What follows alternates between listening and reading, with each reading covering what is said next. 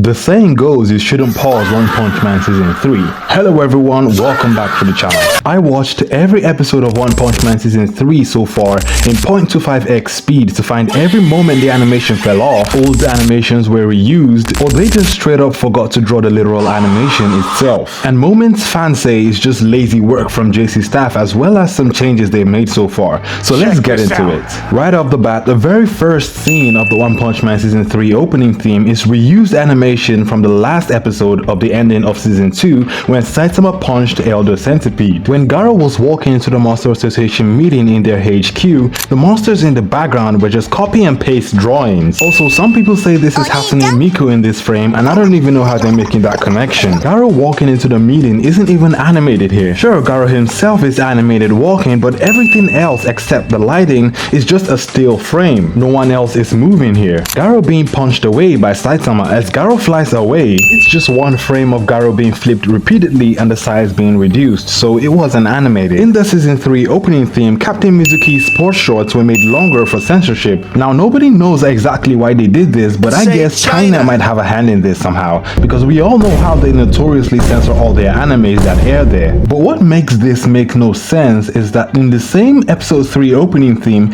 they changed it up a bit by adding Do S right after the Captain Mizuki panel. Do S is basically half naked here, so why stretch out Captain Mizuki's shorts to censor it and then add a half naked woman right after? I mean, what's the logic here? We have the infamous and viral Garo sliding scene from episode 2 where Garo is just hovering sliding down a hill. It's obviously just a PNG keyframe, but what people didn't notice just moments before the PNG incident was that Garo was walking right next to a railing, right? This was the design. But right after, in the same shots, the railing completely changed design. Some mysterious power must have been at work, or the animators literally just forgot what they were drawing. In some frames of the Garo vs Reaper fight scene, Reaper is shown to have a bust. I don't know if it's just the wind, but the specific shape of it kinda makes it look like he has boobs or something. Maybe the director's experience was at play here, or this was once again a mistake on the animator's part. There were also a lot of repeated fighting movements in this fight as well, like it's Dragon Ball or something. In the Hellfire Flame vs Galwind fight, or their sparring match, Galwind just somehow disappears into this waterfall. We got almost 2 whole minutes of still frames during the limiter theory explanation, and some still pictures that they used, like this Saitama one,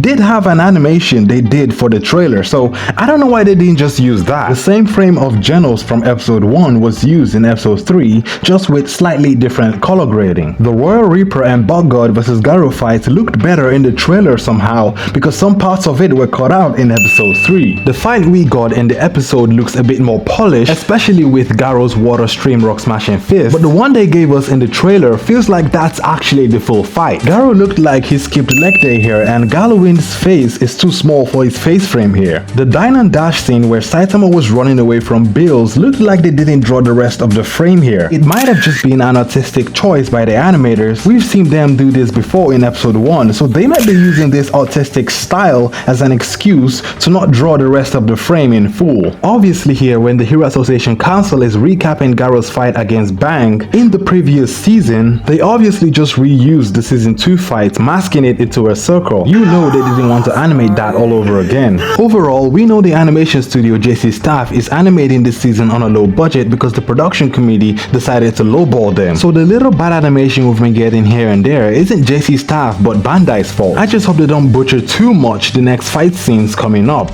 The still frames though are a bit too much in this season so far, so they should try to animate just a bit more. It is what it is really. That's all from me. Thanks for watching. Please don't forget to like and subscribe, and I'll see you in the next one.